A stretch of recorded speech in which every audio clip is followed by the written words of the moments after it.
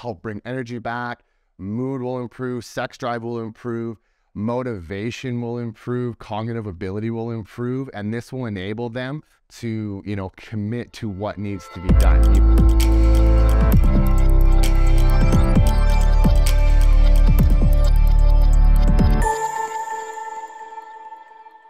All right, welcome to part number 2 of this hormone series. So in part number 1, I started on the basic physiology of hormones. And in this, we're going to finish off the remainder hormones that I didn't tap into. But we're going to do a quick recap of part 1. And so let's start with Pregnenolone. Got the name right this time. So this feeds into all your hormones. It is produced by your adrenals, your gonads, in men, and the brain. This is signaling from the pituitary to convert cholesterol into pregnenolone. And then we have our progesterone, which this helps females regulate their menstrual cycle. It also reduces excitatory neurotransmitters by producing more things like GABA. This will feed into your androgens, your testosterone, your estrogen, also as well as your cortisol. Remember, feeding it to test and estrogen is weaker though, and it is mainly produced by the adrenals. In women, it's that corpus luteum breakdown that will secrete a lot of progesterone, but as well as the ovaries, and in men with the testes. And then estrogen, so this plays a role in puberty, so especially female sexual characteristics like breasts and wide hips and whatnot. It also plays a role in regulating the cycle. This will actually, that I didn't mention in part 1, increases excitatory neurotransmitters. This is why, when you look at women's menstrual cycles, you can break down into phases, and one of them is like the peacock phase and stuff, just because of what that has, the impact estrogen has on neurotransmitters. Obviously, it controls the growth of the uterine lining, and it has a massive impact on sex drive, which a lot of people are not familiar with. Will also have an impact on how much fat you could be storing, but also it's important for muscle and tissue maintenance as well as growth. Optimal levels will promote healthy growth. Spoke a little bit about that in part 1. It's produced by the ovaries, especially in response to insulin. So higher levels of insulin can create too much estrogen. Your androgens will convert to estrone, E1, and then testosterone can aromatize into estradiol, E2. And your adrenals and fat cells can also make some estrogen. This is why obesity can also lead to higher levels of estrogen. So there's a quick recap from part 1 discussing those hormones. So now let's get into androgens, testosterone, and DHEA. This will be a quick one. We'll finish off the physiology in this part, and then part 3, I will start breaking down what can impact these hormones. That one will probably be a longer one. So androgens, this one here is very responsible for male traits, like sexual development in men. And so muscle and hair growth and whatnot, but it's also important for the reproductive activity. So how it impacts the testes and whatnot. In women, it is primarily responsible for converting to estrogen. And androgens, they are produced by the adrenals, the ovaries, and the testes, but mainly their DHEA converts into these androgens, so following that steroid pathway. When you look at women in androgens, a lot of women, like SARMs, you've heard selective androgen response modulators, a lot of women are starting to use them, and they can be beneficial. Once again, within the right context and under proper supervision. There are more milder forms that can really help certain women, especially there's some diseases that can really create androgen reduction. But I'm going to jump ahead a little bit. When you look at most of these, most of your hormones, when I'm discussing produced, you pretty much always see adrenals, right? So this is why stress is so impactful. Which I'll talk more about later. But let's get into testosterone now. So as we all know, it's the primary male sex hormone, muscle growth, bone growth. When I say anabolic steroid, I'm not talking about performance enhancing drugs. I'm talking about the steroid within your body. hair growth and whatnot. The same, like, too high levels of testosterone in women will create the same effects. So it is highly unlikely that a healthy natural female will have too high of testosterone. This is when we're talking like polycystic ovarian syndrome and endometriosis because of insulin and aromatization, or the lack thereof.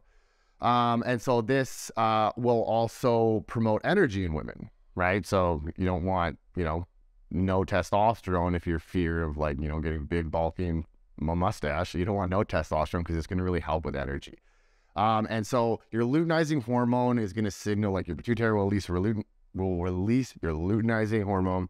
And this will signal your Leydig cells, and it will go through the conversion of pregnenolone to DHEA to androgens and then into testosterone.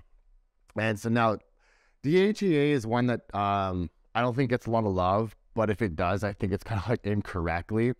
And because people will like read up about DHEA and anti-aging, which I'll talk more about.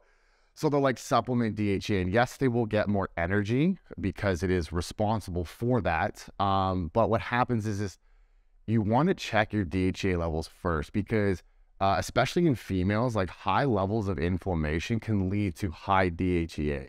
And to keep it very simple, that's kind of like the body is just not allowing it to feed into other hormones. So by taking DHEA, you can exacerbate underlying conditions. So always check your levels, which you'll hear me say 1,000 times as we go on. But this is your precursor to your androgens and testosterone. This is what feeds into them. And so where they claim, like, they have these anti-aging claims, is because it supposedly plays a role in collagen. Now, the research, this is something that I have to educate myself on more, I'll be brutally honest. But it helps with collagen synthesis and production, or production and synthesis. And so that's where they're kind of looking at, like, skin health and, like, wrinkle decrease and everything. So this is where they look at it as anti-aging. But also vitality and energy. Like, it plays a big role in energy.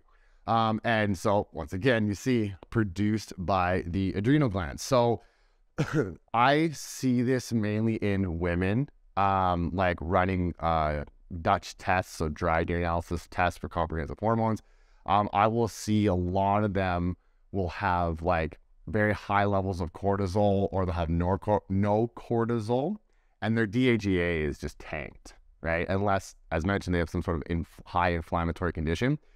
This is because, like, the adrenals are responsible for so much. And so now that, they're over-exercising, you got weight training plus spin classes and whatnot, and then just the stress, like the everyday stress that they are dealing with.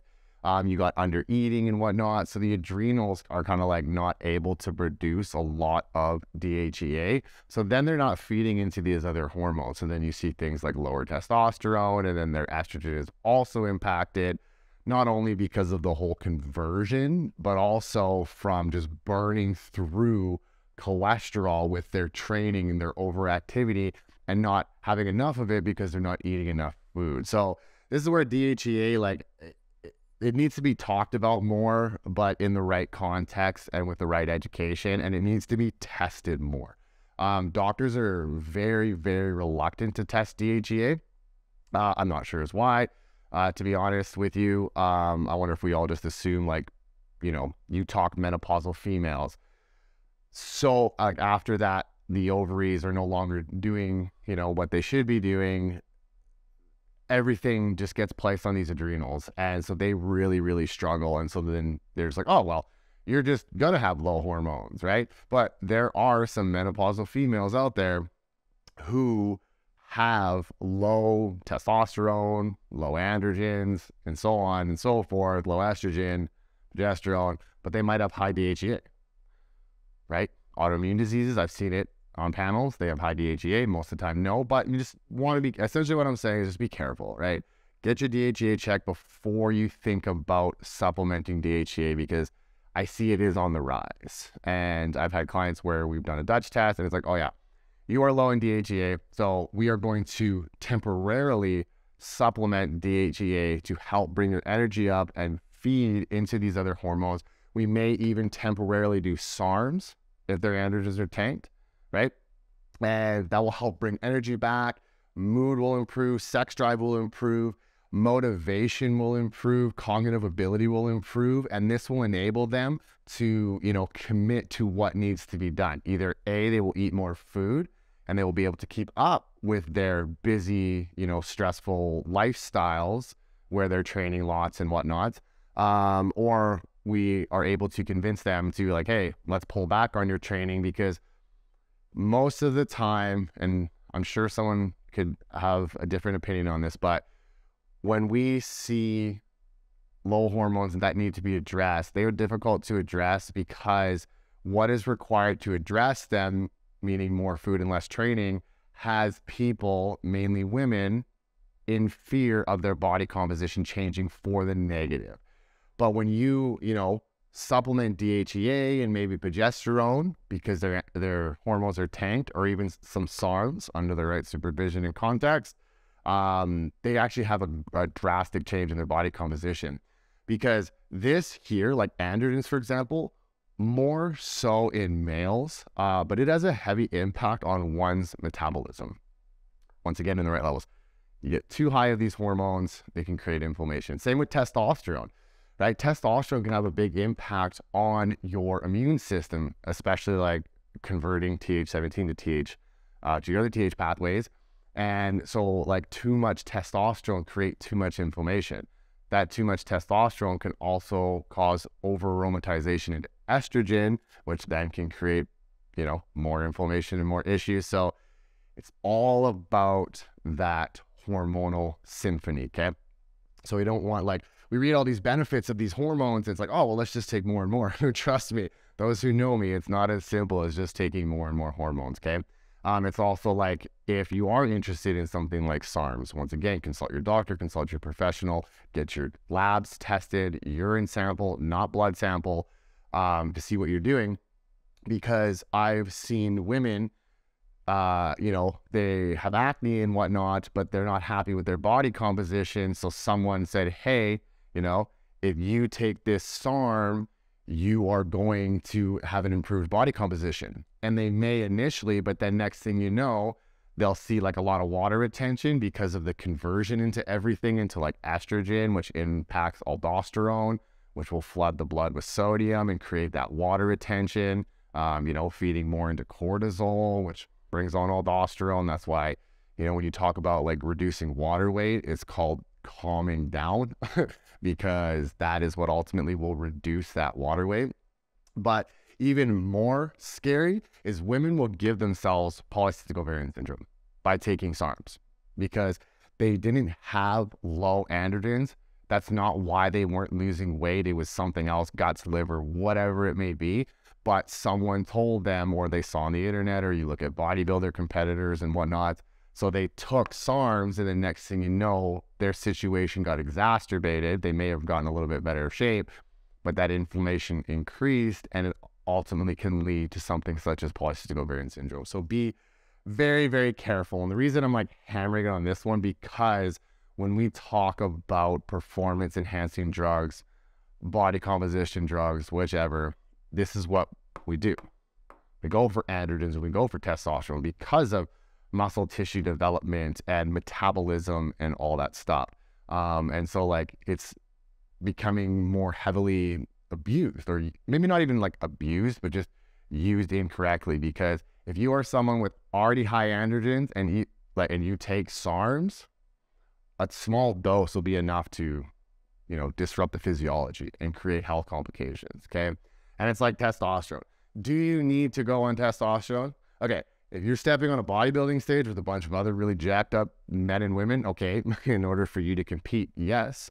Once again, though, get your levels checked, make sure you're not putting yourself in extreme danger. But let's take for the general population where they go for blood work and they get their testosterone checked, and it's like, oh, low testosterone. Okay, well, maybe I should do some testosterone replacement therapy. Do you need it, though? Or are there other factors at play, right? Like toxins, endocrine disruptors, all that jazz. Or like, are you not eating enough fat? Are you not sleeping enough? Are you not managing your stress? Are you over aromatizing because of like too high of a body fat percentage? Do you have high sex hormone binding globulin? Doctor didn't look into that. I already know they don't, right? It's very hard to get your sex hormone binding globulin checked by doctors. Here, anyways, remember, I'm speaking from Calgary, Alberta, Canada. It might be different elsewhere. The States, you can pay for it. I mean, you can pay for it in Canada too, but your doctor should be testing you for something like sex hormone binding globulin. Because if that's high, that's going to be holding on to your sex hormones. And that might be why you have low testosterone. Look at your free testosterone. Look at your total testosterone. Look at your, if you're a male, look at your prostate-specific antigen. See if that's high or low. So you really need to get into like discovering, like diagnosing, okay, why is this low? So this is kind of going in. I was supposed to talk just about physiology, but it's kind of getting into more. So I'm going to end it off there. And that is the physiology of your main hormones. Androgens, there are two major forms, which I will get into in part 3 when talking about like, diagnosing and whatnot. But for now, that's the basic physiology, okay? And stay tuned, as mentioned, for part 3, where I will discuss how these hormones are negatively impacted as well as, positively impacted. So if you guys like that video, please hit the like and subscribe button and follow me on Instagram at that.coach.curtis.